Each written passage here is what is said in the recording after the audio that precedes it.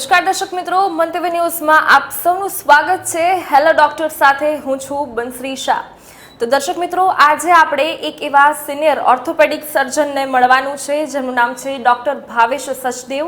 છેલ્લા 25 વર્ષથી તેઓ રાજકોટમાં ની રિપ્લેસમેન્ટ સર્જરીમાં ખૂબ જ પ્રખ્યાત છે અને જેઓ 10 વર્ષ મેડિકલ કોલેજમાં એઝ અ પ્રોફેસર એમણે એમની કામગીરી પણ પૂરી પાડી છે. આજે એમને મળીશું. ની રિપ્લેસમેન્ટને લઈને ઘણા બધા લોકોને ઘણી બધી મિથ્યા હોય છે, તો આજે એની પણ ચર્ચા કરીશું કે ની રિપ્લેસમેન્ટ કર્યા પછી તેના કેટલા ફાયદા થાય છે અને કેવી રીતે તેમાં સાચવવું જરૂરી છે. તો ચાલો આવો મળીએ તમને. જી ડૉક્ટર, હેલો ડૉક્ટરમાં આપનું સ્વાગત છે. ડૉક્ટર, આજે આપણે વાત કરીશું ની રિપ્લેસમેન્ટ અને આર્થરાઇટિસ વિશે. અત્યારની આપણે લાઇફસ્ટાઇલ પર નજર કરીએ તો ગેજેટ્સનો ઉપયોગ વધી ગયો છે અને બેઠાડું જીવન પણ થઈ ગયું છે. તો આપણે બેઝિકલી આર્થરાઇટિસને સમજવું હોય તો શું કહી શકાય? શું છે આર્થરાઇટિસ? દર્શક મિત્રો, સૌ પ્રથમ તો મંતવ્ય ટીવીનો હું આભારી છું કે મને અહીં બોલાવ્યું. અને આજના પેન્ડેમિકમાં અમુક પ્રશ્નો લોકોને થાય બહુ સ્વાભાવિક છે.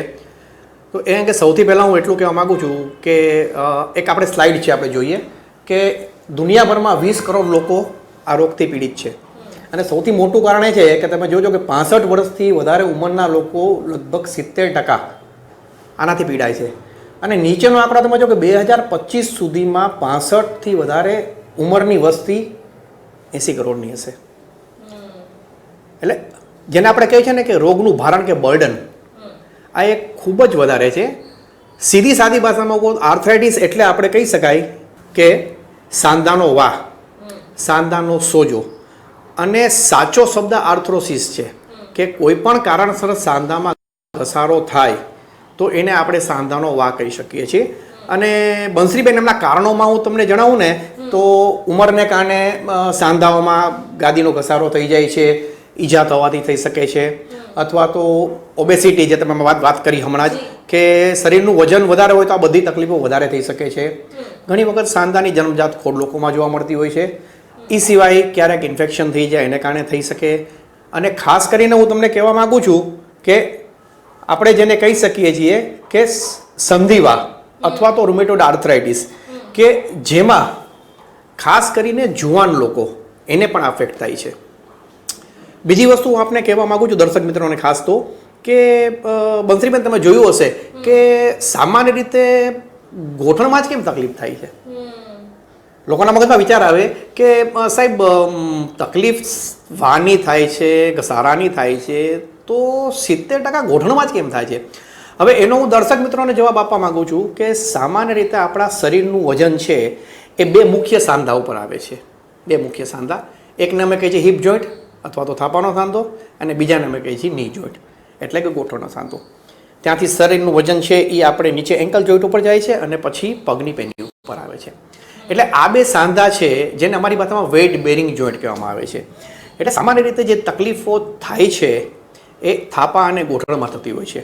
ઓબ્વિયસલી તમને મેં કીધું એમ કે સંધિવાની તકલીફ થાય અથવા તો રૂમેટોઇડ આપણે આર્થરાઇટિસ કહેવામાં, તો એવા સંજોગોમાં દર્દીને ખભામાં પણ તકલીફ પડી શકે છે, કોણીમાં પણ તકલીફ પડી શકે છે, અને હાથ પગના નાના સાંધાઓમાં પણ તકલીફ પડી શકે. એટલે આમ તમે વિચારો ને તો it is a broad subject, એક જેને કહેવાય કે બહુ મોટો વિષય છે.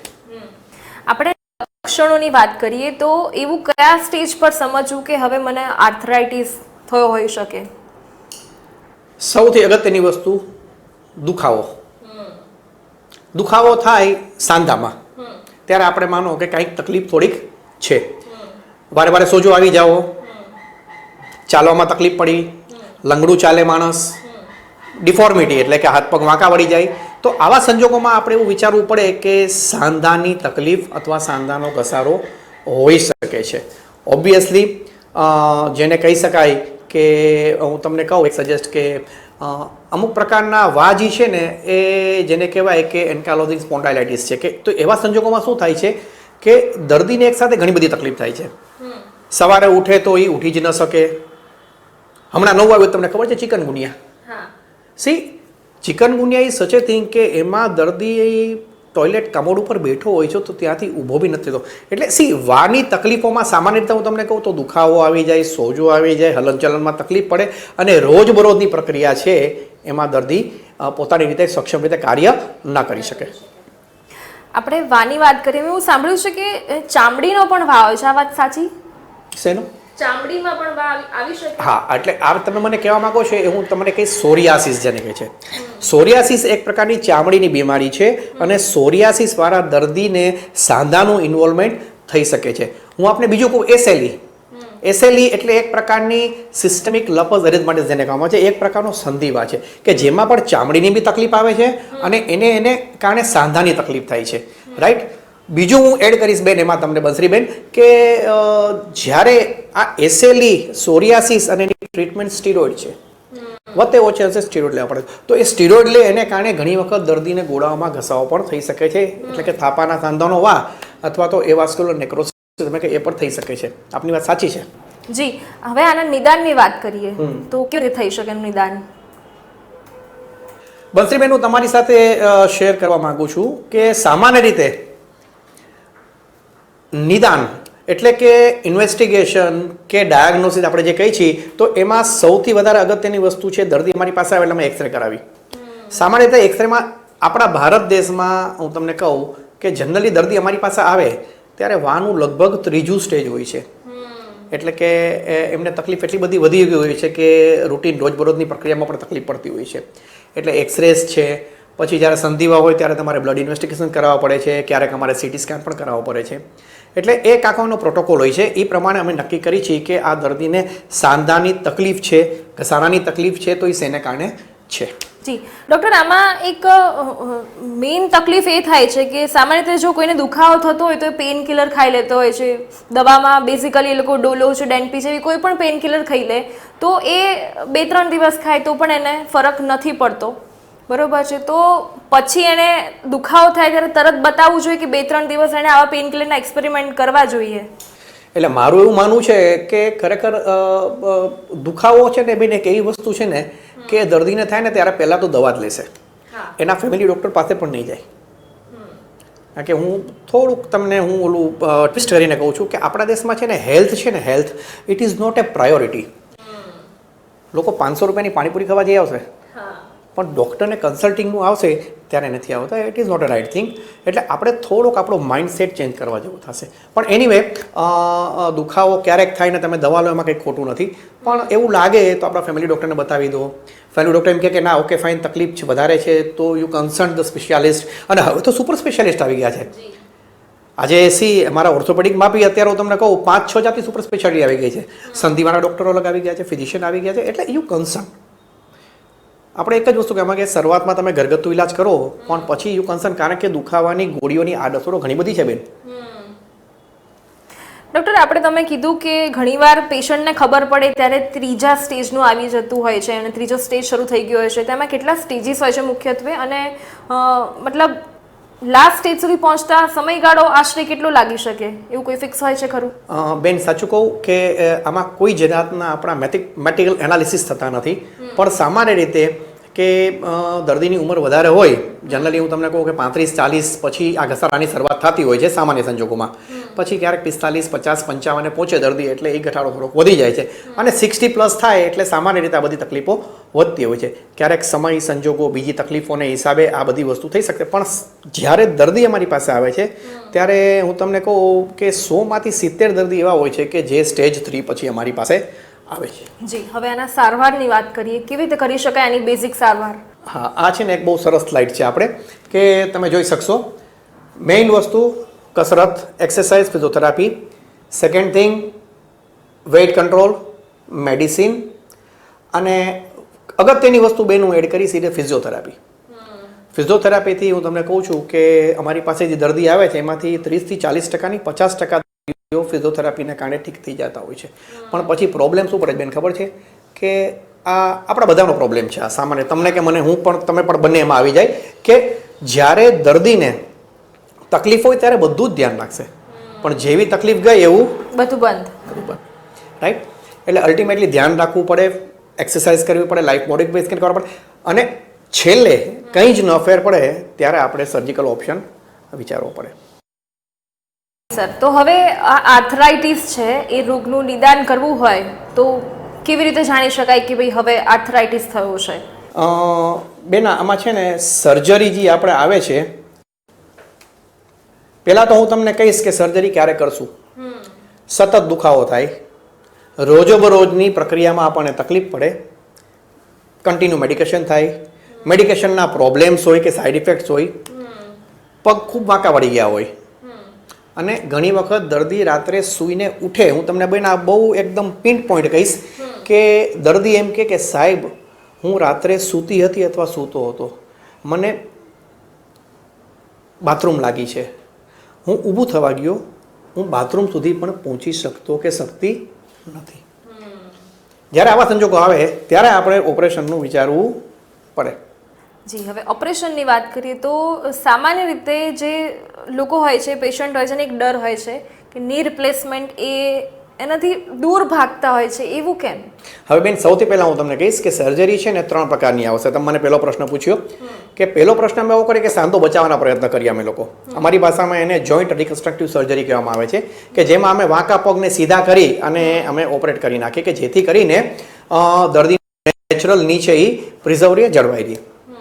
બીજું ઓપરેશન આવે છે આર્થ્રોસ્કોપી અથવા દૂરબીનની સર્જરી જેને કહેવામાં આવે છે કે તેમાં શરૂઆતના તબક્કામાં તકલીફ હોય તો તમે ડેફિનેટલી એને ટ્રીટ શકો છો, ખાસ કરીને યંગ પેશન્ટ્સમાં. અને છેલ્લે જે આવે અલ્ટિમેટલી તો તમારે રિપ્લેસમેન્ટ કરવું પડે. બીજી વસ્તુ, રિપ્લેસમેન્ટ વિશે ઘણી બધી ભ્રામક માન્યતાઓ દર્દીઓમાં હોય છે, બરાબર છે. તેમાં આપણે કીધું બહુ સાચી વાત છે કે દર્દીઓને બીક લાગે છે, દૂર ભાગે છે. એનું કારણ છે કે બેન પહેલી વસ્તુ એ છે કે લોકોના મગજમાં એવો ખ્યાલ છે કે સાહેબ ઓપરેશન પહેલાં તો બા ચાલતા હતા, પછી ચાલતા જ બંધ થઈ ગયા. પણ એવું નથી બેના. અત્યારે હું તમને ગુજરાતી ભાષામાં સ્પષ્ટમાં હું તમને સંદેશો આપું, મોતીઓ ઉતરાવે કે ન ઉતરાવે? બરાબર છે. એટલે આ પરિસ્થિતિ એવી છે કે અત્યારે અમે લોકો એમ કહી શકીએ કે આને આપણે ગુજરાતી તળપદી ભાષામાં ગોઠણનો મોતિયો કહી શકો તમે. ટેકનોલોજી એડવાન્સ થઈ ગઈ છે. પહેલાં જે તકલીફો તમને 5, 7, 10, 15 દિવસ લાગતા હવે 2 દિવસ 3 દિવસ. દર્દી અમારી પાસે આવે, અમે લોકો ઓપરેશન કરીએ, એ જ દિવસે સાંજે અમે દર્દીને ઊભો કરી દઈએ છીએ, જેથી કરીને દર્દી પોતાના પગે ઊભો રહીએ, પગ લાંબો ટૂંકો કરે, એટલે એને એક વિશ્વાસ આવી જાય છે. બીજી વસ્તુ બેન કે આપે મને જે કીધું કે દર્દીઓ બહુ બીવે છે, એનું કારણ છે બેન એક વસ્તુ ફેક્ટ છે કે આ જે ઓપરેશન છે એ આપણે હાઈલી સ્કિલ્ડ સર્જરી છે બીજા ઓપરેશનની જેમ જ. પણ આના માટે થઈ અને તમારે સેટઅપ, એટલે હું જ્યાં ઓપરેશન કરું છું એ જગ્યા બહુ અગત્યની છે.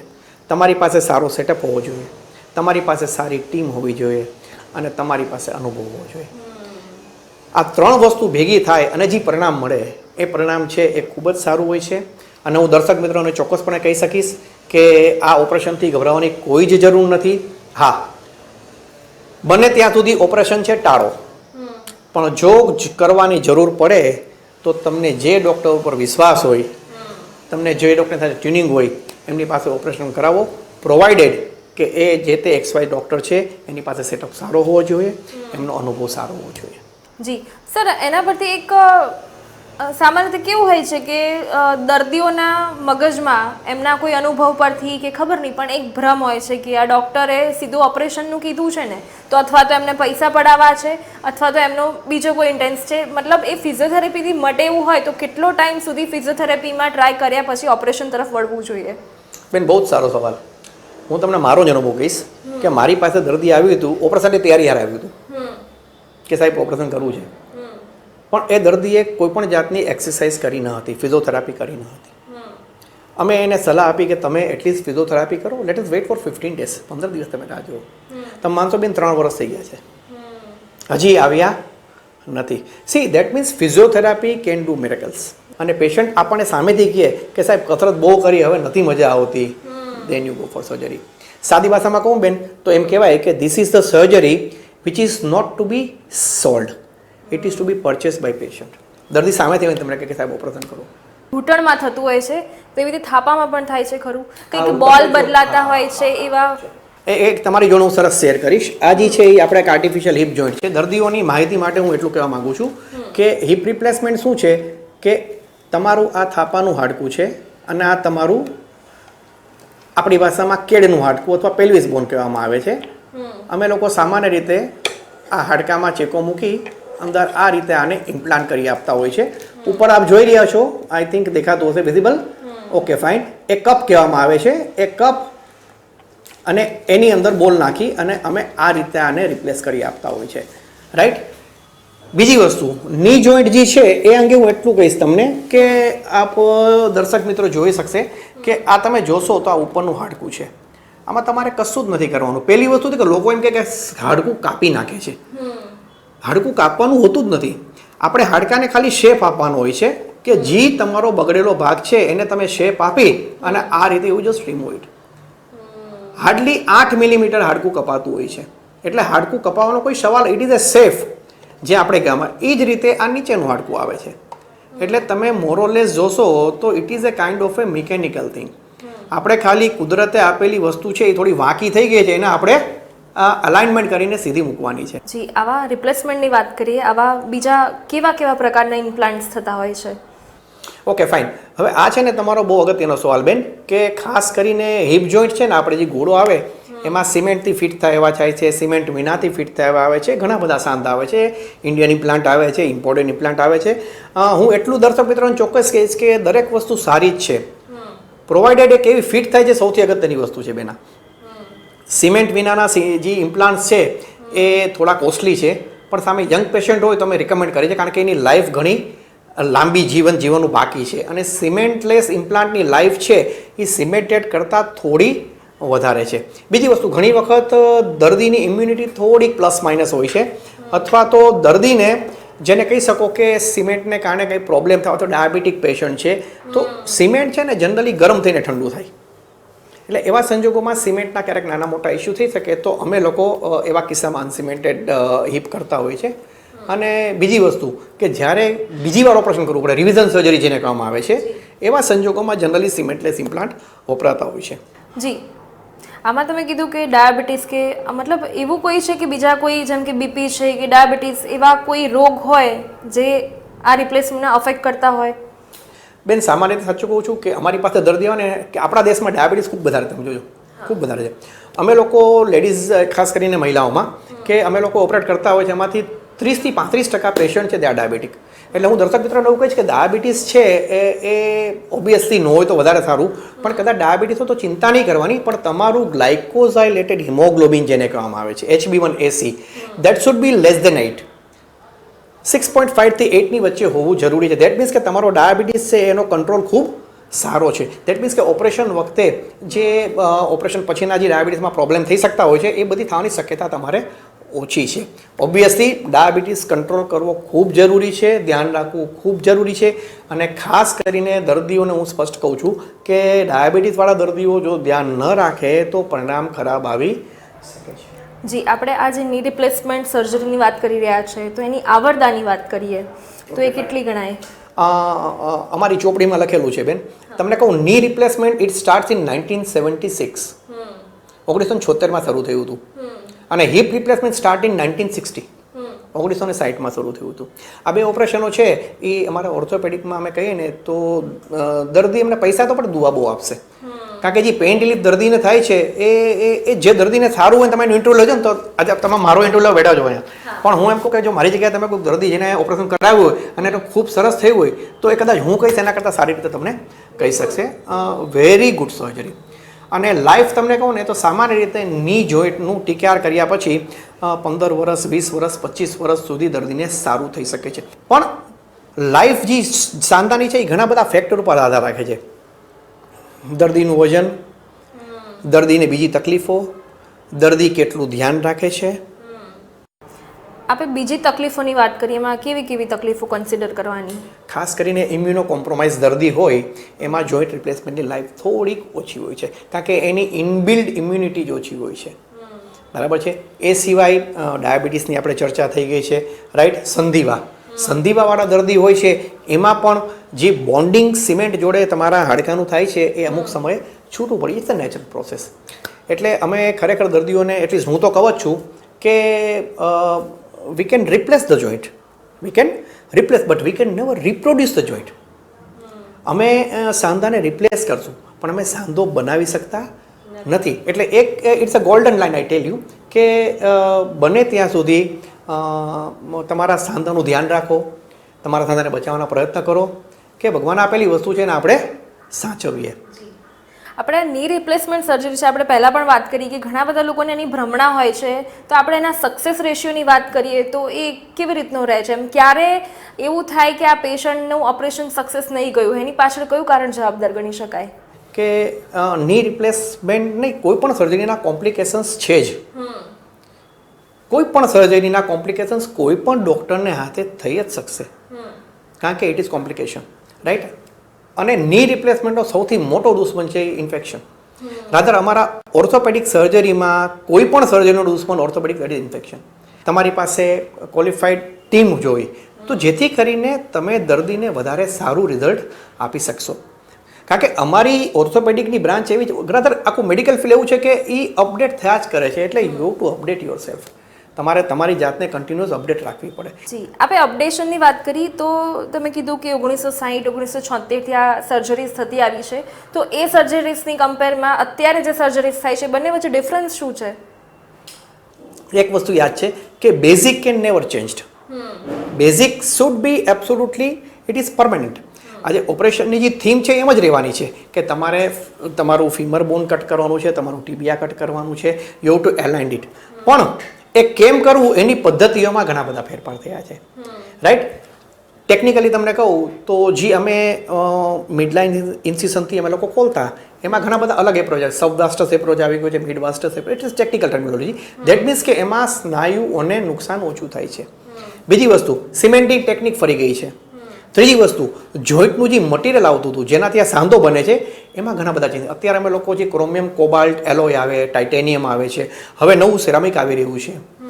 સી, એટલે કન્ટિન્યુઅસ ઇનોવેશન થઈ રહ્યું છે અને જોડે જોડે ઇન્ફ્રાસ્ટ્રક્ચર ડેવલપમેન્ટ થઈ રહ્યું છે. પ્લસ 1976માં જે જ્ઞાન હતું એના કરતાં 2020માં અપડેશન થઈ ગયું. બીજું હું તમને કહીશ, ઘણી બધી નવી ટેકનિક્સ આવી ગઈ છે. માનો કે તમને કહું કોમ્પ્યુટર નેવિગેશન આવી, દરેક જગ્યાએ કોમ્પ્યુટર છે અત્યારે. આ લેપટોપ પર આપણે જોઈ રહ્યા છીએ, એમાં પણ કોમ્પ્યુટર નેવિગેશન આવી ગયું છે.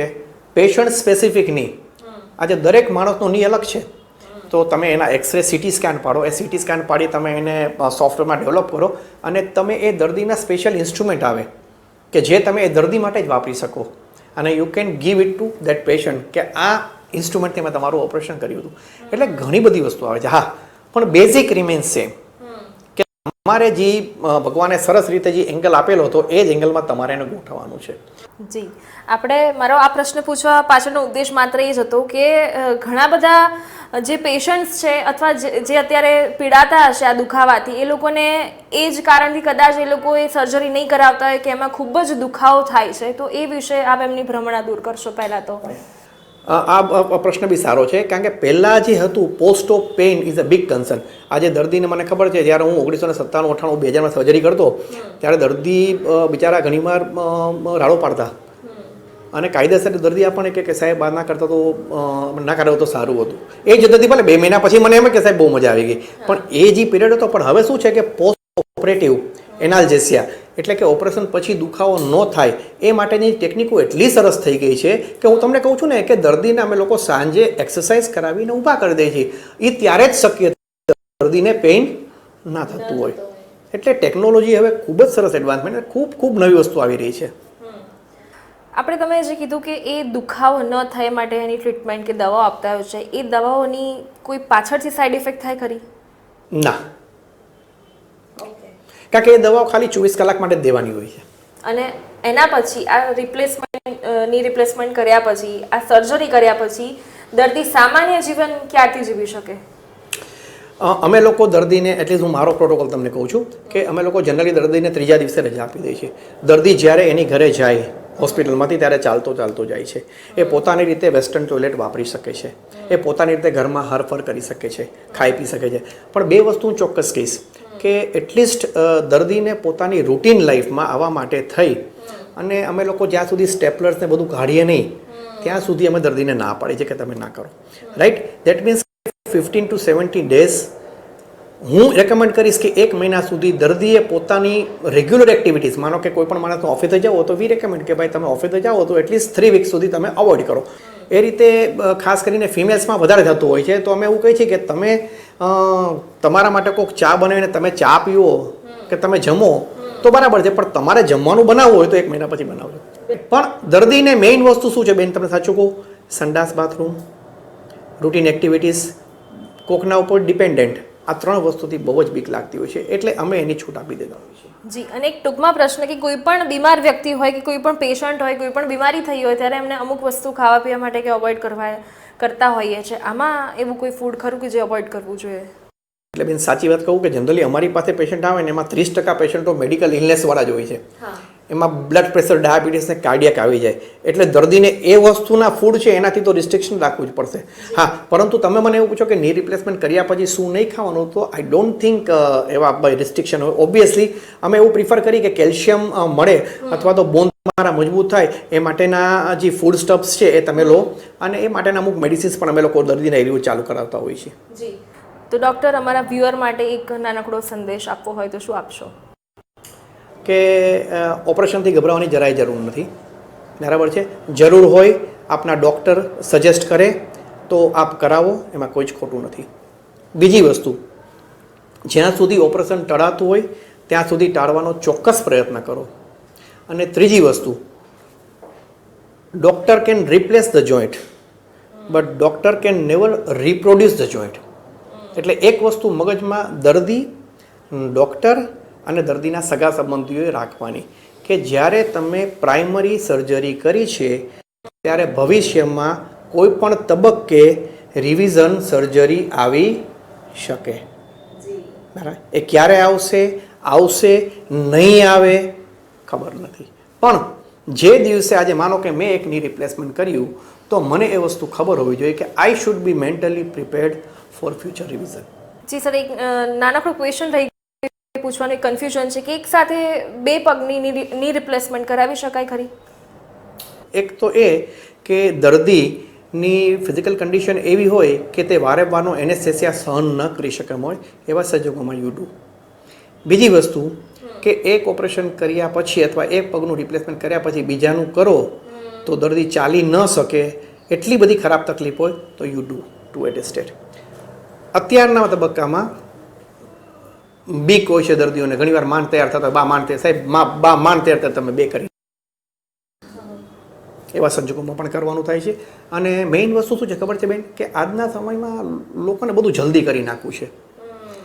આજે ઓપરેશન પછી કસરત આવશે તો સાહેબ એકનું કરવાનું છે, બીજામાં ફરીથી કરવું, એના કરતાં બંને સાથે કરી નાખવાનું.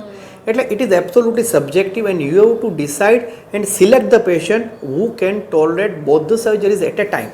જી ડૉક્ટર, આજે આપણે સર્જરીની વાત કરી રહ્યા છીએ. ઘણા બધા સામાન્ય દર્દીઓને પણ આવું થતું હશે જે લોકો ઓપરેશનનો ખર્ચ અફોર્ડ ન કરી શકતા હોય, તેવા માટે શું ઓપ્શન લઈ શકાય આપણે? તમારી વાત સાચી છે બેના કે ઓપરેશન ખર્ચાળ છે, પણ હું તમને કહીશ ખાસ તો કે આપણી ગુજરાત સરકારે અને ભારત સરકારે એ બાબતમાં ખૂબ સારા પગલાં લીધા છે. Thank you so much doctor, આટલી સરસ ડિટેલ અમારી સાથે શેર કરવા માટે. નમસ્કાર, અને મંતવ્ય ચેનલનો હું ખૂબ ખૂબ આભારી છું કે મને અહીં બોલાવ્યો અને મને આ તક આપી. Thank you very much. તો દર્શક મિત્રો, મંતવ્ય ન્યૂઝની વિશેષ રજૂઆત હેલો ડૉક્ટરમાં બસ આટલું જ. ફરી મળીશું, મને રજા આપશો. નમસ્કાર.